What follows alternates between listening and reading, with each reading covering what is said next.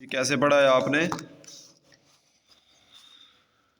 یہ بولو. آپشکو رازبرا رازری گوری زبرا گوریا.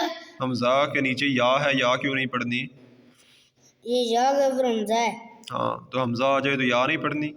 ہاں یہ حمزہ بھی شکل یا جو پڑھی ہے نا ہم نے دوسری تختی میں وہ ہے، ٹھیک ہے. وہ ہے. تو حمزہ کن تین لفظوں کے اوپر آ جائے تو نہیں پڑھنے وہ لفظ؟ کون کون سے لفظ ہیں؟ یا کے علاوہ اور کون سے دو لفظ ہیں، حرف ہیں؟ الف، الف، واو، واو، یا. یا.